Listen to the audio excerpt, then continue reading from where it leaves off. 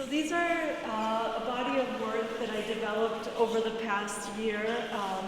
in relationship to 3 different community dance troupes based in LA. And I met them back in 2018 when I was working with a salsa dance troupe in New York City that connected me to Amalia Munoz, whose husband is right there, Omar, and she introduced me. So it's been a long collaboration with Amalia, who I've known since 2018, basically, and she introduced me to 2 different dance troupes here, Folclórico Revolución and Mariachi Mi Tierra. And some are East LA studios, and I'm very excited about this body of work because not only is it kind of this participatory observation that I've done for a while where I embed myself in these communities and go dancing with the different groups and really get to know them, but I also, for the first time in almost like 10 years since I was mostly an abstract painting, I've tried to kind of, abstract painter, not a painting,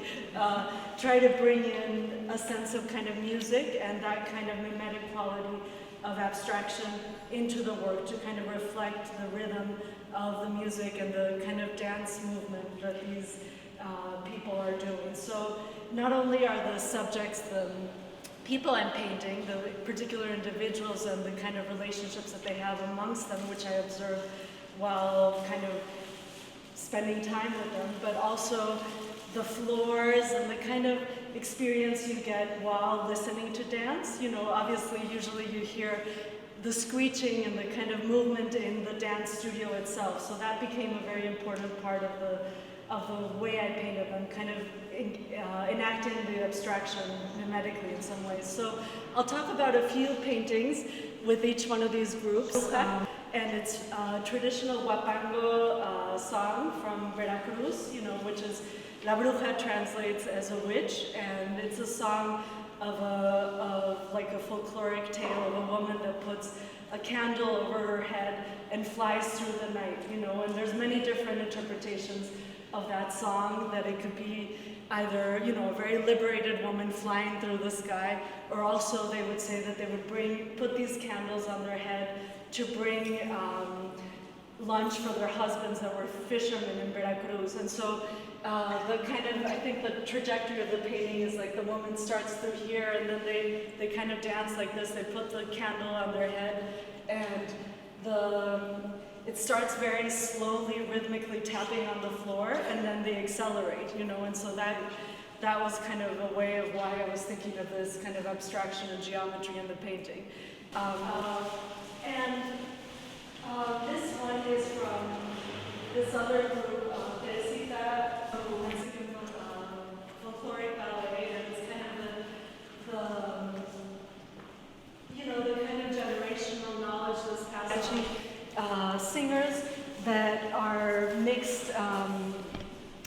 do you call it? Mixed women and men, you know, and so it's quite unusual also to have female mariachi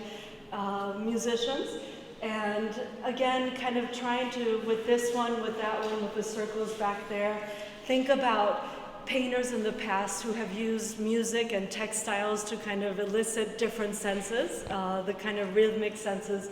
of the kind of twirling. Like that woman is called Lead and Follow, which is a typical, when they come and lead a dance class here on the 21st,